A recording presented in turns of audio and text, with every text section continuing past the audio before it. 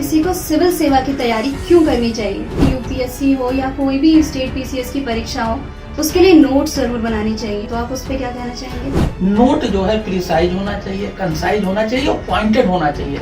IAS PCS की जो परीक्षाएं होती हैं उसमें एनसीईआरटी की किताबों को ज्यादा महत्व दिया जाता है। तो आप उसके बारे में क्या कहेंगे।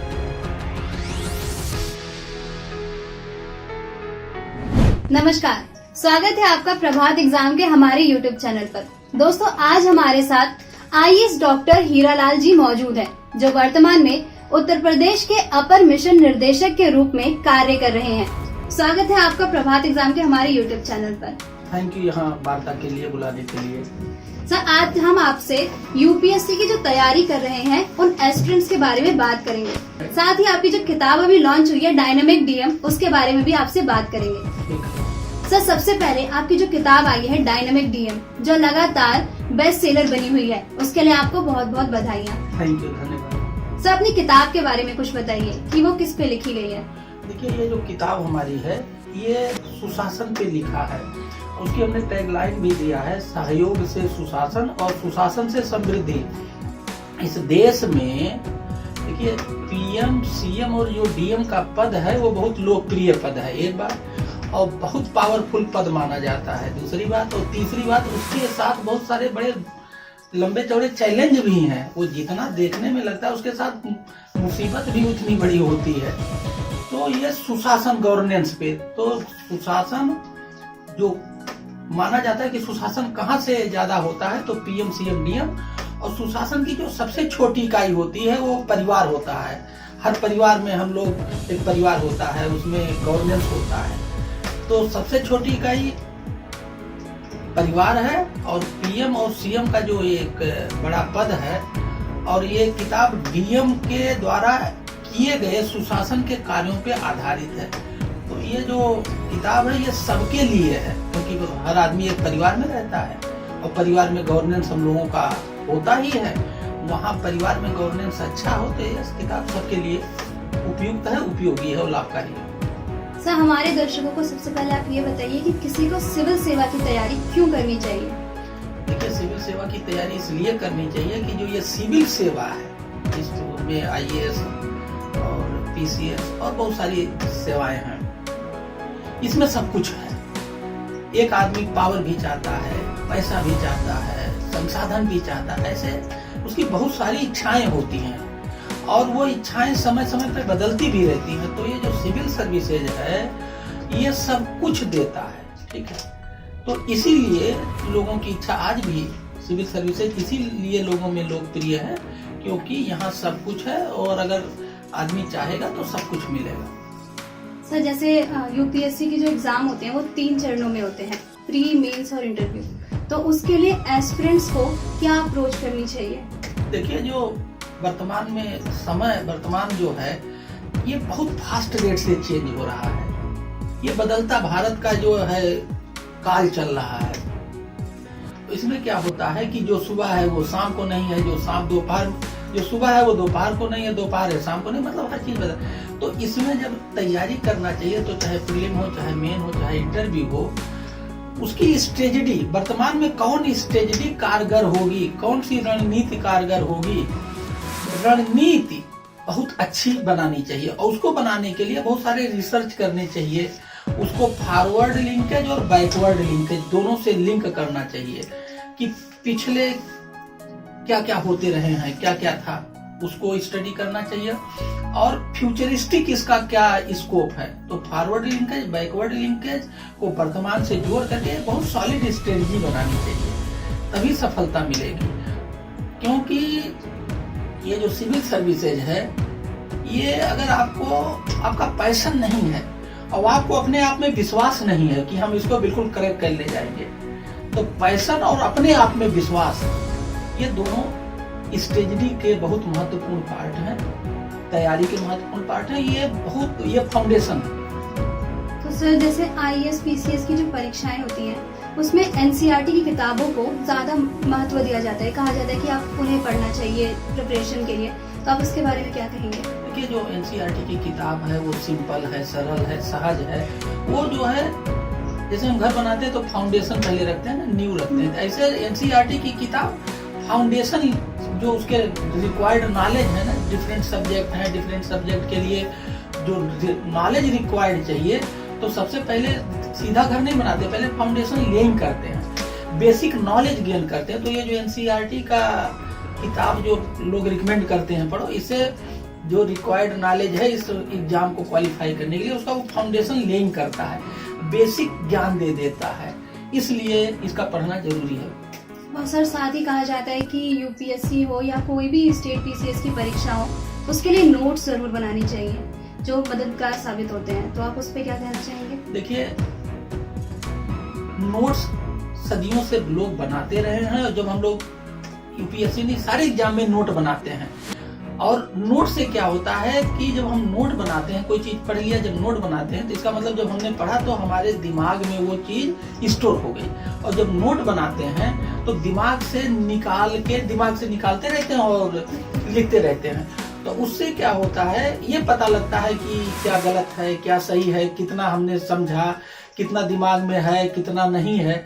तो नोट एक बहुत अच्छा तरीका है, और नोट कैसे बनाया जाए ये भी एक आर्ट है, इसकी भी एक रणनीति होनी चाहिए।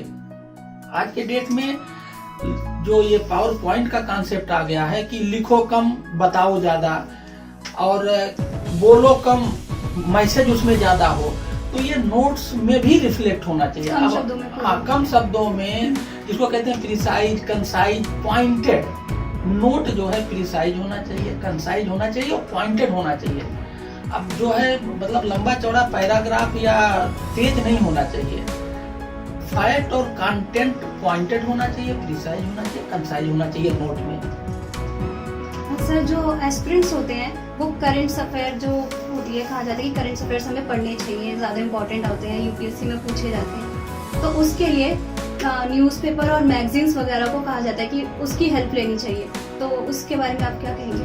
बिल्कुल सही बात है कि तैयारी करने के लिए जो करंट अफेयर्स है, सबसे बढ़िया उसका तरीका है न्यूज़पेपर। देखिए, पहले 2 सब्जेक्ट हुआ करते थे, अब केवल 1 सब्जेक्ट है, तो मैक्सिमम चीजें न्यूज में छपती रहती हैं। मैं तो ये कहता हूँ कि जो एक हिंदी का एक लोकल लैंग्वेज पेपर पढ़ना चाहिए लोकल लैंग्वेज में, और एक इंग्लिश का पढ़ना चाहिए। बहुत सारे बच्चे हिंदू को प्रीफर करते हैं, कुछ times of India, Indian news, सभी जिसकी जो एडिटोरियल पेज होती है उस पर वो जो करंट टॉपिक होता है, जो करंट उस समय जिस पर खूब चर्चा होती है, या जो उस समय का बर्निंग है, उस पर एडिटोरियल आता है, और बहुत सारे लेखक उस पर अपना लेख लिखते हैं, तो उसे रोज पढ़ना चाहिए, और उसको ये समझने की कोशिश करना चाहिए कि ये न्यूज क्यों लिखा गया, ये न्यूज लिख करके ये पेपर वाले हमें क्या बताना चाहते हैं, इसमें क्या कमी रह गई है, इसमें और क्या सुधार हो सकता, मतलब उसके फार और अगेंस्ट उसको कॉम्प्रीहेंड करना चाहिए, उनकी एनालिसिस करना चाहिए, और इसी बहाने आपको उस सब्जेक्ट के बारे में बहुत सारे और थियरी पढ़नी चाहिए, रिसर्च करनी चाहिए, तो वो आपका टॉपिक बिल्कुल मजबूत हो जाएगा। और इस तरह से आप जब करते रहेंगे तो समय समय पर, जैसे अभी कुछ दिन पहले ज्ञान वापी का न्यूज चल रहा था, उसके बाद जो है आपका देखिए अभी समय जो है अग्निवीर का मैटर पेपर पे खूब आ रहा है, तो ऐसे समय समय पे चीजें और टॉपिक बदलते रहते हैं, और पेपर वाले वही लिखते हैं, और वो उसी को हम करंट अफेयर करते हैं। तो अगर हम लोग पेपर के एडिटोरियल पेज को बहुत ही रणनीतिक, मतलब एक स्ट्रेटेजी जैसा हमने बताया, अगर इस तरह से पढ़ें तो करंट अफेयर में काफी मदद मिलती है, और इसका भी नोट बनाना चाहिए, प्रिसाइज, कंसाइज। मैगजीन में भी बहुत सारी चीजें आती हैं, जैसे योजना को बहुत लोग कहते हैं योजना पढ़ना चाहिए, क्योंकि योजना एक थीम पे मंथली आती है, और उसमें सब स्पेशलिस्ट उस चीज को लिखते हैं। तो अगर आप योजना पढ़िए तो आपको बहुत सारे प्रोग्राम का वो थारो नॉलेज हो जाएगा, और इसके भी उस मैगजीन को पढ़ के नोट बनाना चाहिए, वही फिर again precise, concise and to the point. जैसे कि सर आप भी ग्रामीण क्षेत्र से आए हैं, तो ग्रामीण उम्मीदवारों के लिए, जो ग्रामीण उम्मीदवार यूपीएससी की तैयारी कर रहे हैं, उनके लिए आप क्या विशेष सलाह देना चाहेंगे? पहले जब हम 20 साल पहले इसकी तैयारी कर रहे थे तो तैयारी डिफिकल्ट था, और लोग जो है तैयारी कैसे करें, कहाँ करें, ये सब चीजें नहीं पता था, क्योंकि माता पिता या गांव में इसकी जानकारी नहीं। आज के डेट में मेरा ये मानना है तैयारी बहुत आसान है। क्या करना चाहिए, मैं इसमें 3 सलाह देता हूँ। एक तो हर बच्चे को, जैसा कि बताया, पेपर पढ़ना चाहिए। पेपर पढ़ के और उसी तरह से एडिटोरियल पेज के हिसाब से उसका करंट अफेयर्स ठीक कर देना चाहिए। एक बात तो हर बच्चे को, और पेपर पढ़ना बहुत आसान है। आज के डेट में मोबाइल फोन और उसमें इंटरनेट मोटा मोटा सबके पास है। ये नहीं है तो आसानी से मैनेज हो सकता है, ये बहुत बड़ी डिफिकल्ट बात नहीं है। तो अगर आप फिजिकल पेपर नहीं ले सकते हो तो ऑनलाइन सारे पेपर हैं, ऑनलाइन सॉफ्ट कॉपी पढ़िए। तो ये तो पेपर पढ़ना चाहिए। आप गांव में बैठे हुए पेपर पढ़ सकते हो, एक पेपर नहीं कई पेपर पढ़ सकते हो ऑनलाइन, आप उसका सब्सक्रिप्शन ले। दूसरा मेरा ये कहना है कि जो इधर 15-20 साल में करीब पिछला 5 साल आप देखिए, और उसमें जो टॉपर्स ने इंटरव्यू दिए हुए हैं, बहुत सारे जो भी टॉपर होते हैं हर साल के, वो इंटरव्यू देते हैं। तो अगर हर साल के 3 टॉपर और 5 साल, तो 15 इंटरव्यू सुनिए आप, और उसको बड़े ध्यान से उनके नोट बनाइए कि उन्होंने वो सब बताते हैं हमने कैसे पढ़ाई की, हमने क्या पढ़ा, हमने लिखा कैसे। तो वो जो ट्रिक्स एंड टेक्निक्स बताते हैं, अगर आप 15 इंटरव्यू सुन लीजिए और ट्रिक्स एंड टेक्निक्स को नोट कर लीजिए, तो उससे आपको बहुत सी चीजें पता लग जाएगी। कैसे पढ़ना चाहिए, कब पढ़ना चाहिए, क्यों पढ़ना चाहिए, कैसे लिखना चाहिए, सब चीजें आपको एक मोटा मोटा एक उसका जो है पूरा होलिस्टिक व्यू आ जाएगा। तो उससे आपको तैयारी करने का ट्रिक्स एंड टेक्निक्स पता चल जाएगा। ये दूसरी बात। तीसरी बात यह है कि आजकल जितने भी बच्चे जब सेलेक्ट होते हैं तो वो सभी के सभी सोशल मीडिया पे हैं, ट्विटर पे हैं, फेसबुक पे हैं, लिंक्डइन पे हैं और यूट्यूब पे। तो आपको उनसे रिक्वेस्ट करना चाहिए क्या बच्चे को कि साहब हम तैयारी कर रहे हैं, आप हमारे मेंटर बन जाइए। तो आप 15 लोगों को अप्रोच करोगे तो कोई ना कोई आपका मेंटर बन जाएगा फ्री आपका। तो जो एक सिलेक्टेड अधिकारी है उसको सारा ट्रिक्स एंड टेक्निक्स पता है, वो आपकी मेंटरिंग करेगा। तो ये तीसरा पॉइंट है। तो गांव और देहात में रहने वाला बच्चा भी इस तीनों के सहारे बहुत अच्छी तैयारी कर सकता है। सर, जैसे यूपीएससी जो एस्पिरेंट्स होते हैं उन्हें अक्सर आंसर राइटिंग में थोड़ी परेशानियों का सामना करना पड़ता है। तो आप अच्छे लेखन क्षमता को जिसे अच्छा राइट कर सके वो, उसके लिए आप क्या सुझाव देना चाहेंगे? देखिए, ये बात सही है। इसको कहते हैं प्रेजेंटेशन, चाहे वो वर्बल प्रेजेंटेशन हो चाहे राइटिंग का प्रेजेंटेशन हो, और ये बहुत महत्वपूर्ण होता है।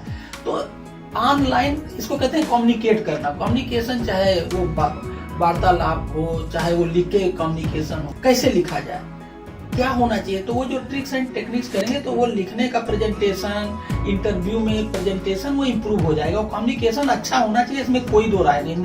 केवल यूपीएससी में नहीं, हमें डेली लाइफ में हर जगह हम डे एंड नाइट कम्युनिकेट करते हैं, बात करते हैं, कम्युनिकेट करते हैं। एक बात।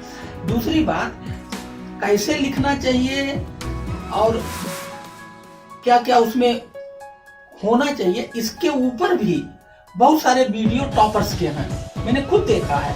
इवन बहुत लोगों ने अपने कॉपी को शेयर किया है, ठीक है।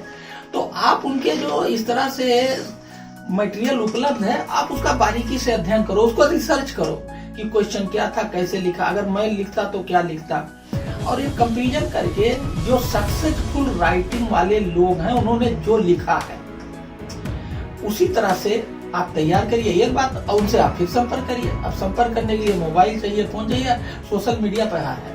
और अगर आप प्यार से बात करेंगे तो हर आदमी गाइडेंस देता है। और ऐसा ट्रेंड भी देखने वाले बहुत सारे अधिकारी हैं जो कोचिंग में जाके फ्री पढ़ाते हैं। अगर वही उनसे पूछता है तो बताते हैं। तो आपको ये मेंटरिंग इसमें भी लेनी चाहिए। सर, जैसे जो ग्रामीण पृष्ठभूमि से एस्पिरेंट्स आते हैं वो मतलब थोड़े से शाय होते हैं, थोड़ी सी झिझक होती है उनके अंदर, तो उनको अपनी पर्सनालिटी डेवलप करने के लिए क्या करना चाहिए?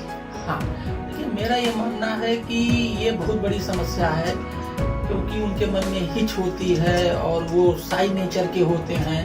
ये चीज नहीं होनी चाहिए। तो देखिए, इसका मुझे तो लगता है कि इसके लिए आपको बच्चों का जो, जिसे मान लीजिए बच्चों का ग्रुप बना लिया, ऑनलाइन जूम पे आप आपस में डिस्कशन करिए, ये हो सकता है।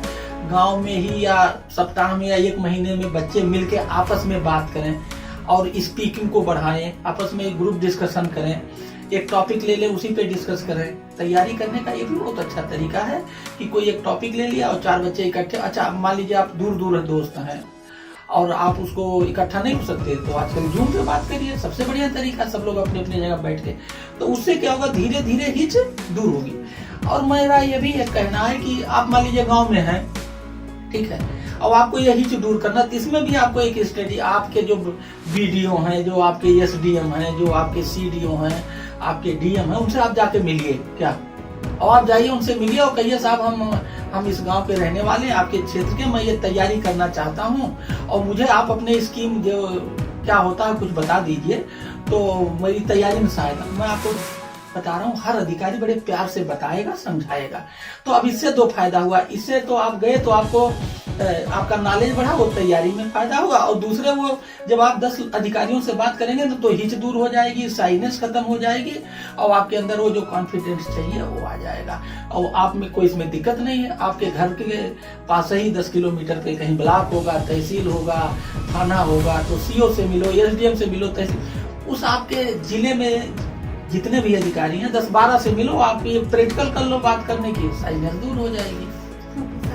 सर जैसे आईएएस जो यूपीएससी परीक्षा की तैयारी करते हैं, उन्हें अच्छे टाइम टेबल का महत्व होता है कि हाँ तैयारी करनी तो आपको अच्छे से टाइम टेबल वगैरह बना के रखना चाहिए। और जीवन में आप अपने समय प्रबंधन को कितना महत्वपूर्ण मानते हैं? देखो, हमारा तो सारा जीवन ही टाइम मैनेजमेंट पे है। आज तक अगर हमने किसी को किसी वक्त टाइम दिया है, तो अगर हमने 10 बजे टाइम दिया है तो 5 मिनट या 10 मिनट हम पहले ही पहुंचते हैं। बहुत कम ऐसा, वो मेरी आदत बन गई है। और जिसका टाइम मैनेजमेंट ठीक नहीं है वो इस दुनिया में यूपीएससी ही नहीं, कहीं भी सफल नहीं हो सकता। तो टाइम मैनेजमेंट तो इस तैयारी के लिए बहुत जरूरी है। बहुत सारा पढ़ना है। Everything under sky can be asked in the civil services. मतलब नीली छतरी जो आसमान के नीचे जो कुछ है उसके किसी के बारे में कुछ भी पूछा सकता, बहुत वास्ट सिलेबस है और आपके पास समय वही 24 घंटा है। तो इसमें टाइम मैनेजमेंट के माध्यम से सारी जानकारियां, मैक्सिमम जानकारियां जुटानी है, उसको अपने दिमाग में स्टोर करना है।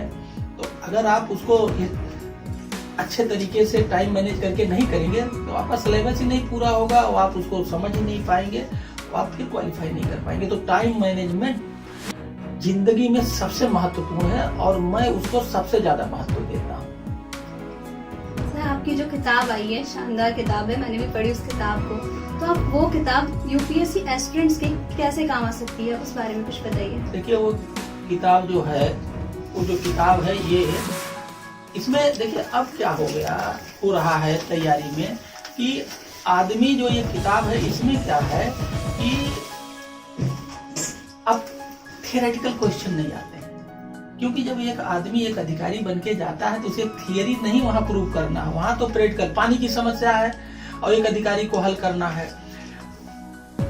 प्लांटेशन की समस्या है, पेड़ लगा रहे हैं लेकिन वो जिंदा नहीं रहते, लगाया मर गया, नुकसान हो गया। तो इसमें जो हमने सब कुछ एज ए अधिकारी फील्ड में किया है, प्रैक्टिकल उसी को लिखा है। तो इसमें जैसे इसमें एक चैप्टर है वाटर कंजर्वेशन। अब अगर मान लीजिए क्वेश्चन में पूछा जाता है बताओ पानी की समस्या आप कैसे हल करेंगे, तो हमारा ये चैप्टर पढ़ लें, इसका बहुत बढ़िया उत्तर है, प्रैक्टिकल है, प्रिसाइज है, कंसाइज है। इसी तरह से प्लास्टिक एक बहुत बड़ी समस्या है, तो प्लास्टिक रिमूवल पे हमने काम किया। उसको हमने लिखा कि अगर आप कलेक्टर होते हो एक जनपद से, आपको प्लास्टिक को हटाना है और उसके दुष्प्रभाव को दूर करना कैसे करेंगे, इसमें कुछ चैप्टर है। महिला विकास पे हमने एक चैप्टर लिखा है, जेल सुधार पे चैप्टर। तो इसमें जो चैप्टर्स लिखे हैं वो सबके सब सामाजिक समस्याओं का समाधान है। सामाजिक समस्या का समाधान समाज के द्वारा कैसे किया जा सकता है, that is how to solve the problem by public participation. जन सहभागिता से तभी वो सस्टेनेबल होगा, यही इसमें लिखा हुआ है। तो हमने प्रैक्टिकल किया, उसको थियरी में लिखा। ये तो अगर ये सारे चैप्टर पढ़ लें तो उनके दिमाग की ऐसी कंडीशनिंग हो जाएगी। और यही चीज सिविल सर्विसेज चाहता है, वो थियरी नहीं चाहता, वो मौके पर आपसे रिजल्ट चाहता है। और जब हम यहाँ से थियरी पढ़ के जाते हैं और मौके पर काम करते हैं, वो थियरी काम नहीं करता तो रिजल्ट नहीं मिलता। इसमें जो लिखा है वो रिजल्ट ओरिएंटेड है और ये टेस्टेड, ट्राइड, वेरीफाइड है। ये टॉप डाउन अप्रोच पे लिखा गया काम नहीं है, ये बॉटम अप पे अप्रोच है। बॉटम पे काम किया, धरती पे, ठीक है, और जो रिजल्ट आए उसमें जो दिक्कतें आई वो दूर किया। तो ये बहुत अच्छा मटेरियल है हर स्टूडेंट के लिए जो तैयारी करता है। थैंक यू, आपका बहुत बहुत शुक्रिया कि आपने अपने सुझाव हमारे एस्पिरेंट के साथ साझा किए और आपकी सारी बातें हमारे यूपीएससी एस्पिरेंट्स के उनके एग्जाम की तैयारी में बहुत काम आएंगे। सर, आपने अपना कीमती समय निकाल के हमारे एस्पिरेंट्स को सलाह दी, उसके लिए थैंक यू। और साथ ही आपने अपनी किताब के बारे में भी जो बताया उसके लिए आपका बहुत बहुत शुक्रिया। थैंक यू वार्ता करने के लिए और अच्छे अच्छे क्वेश्चन पूछने के लिए, जिससे कि स्टूडेंट को काफी फायदा होगा और विशेष रूप से ग्रामीण क्षेत्र के छात्रों को जिसका एम्बिशन है सिविल सर्विसेज में जाने का, क्योंकि मैं गाँव से बिलोंग करता हूँ तो मैं उनकी कठिनाइयों को जानता हूँ और मैं उससे गुजरा हूँ और उसका समाधान मेरे पास है। तो ये जो मैंने प्रैक्टिकल सुझाव दिए, ये मुझे उम्मीद है काफी काम आएगा। धन्यवाद आपका।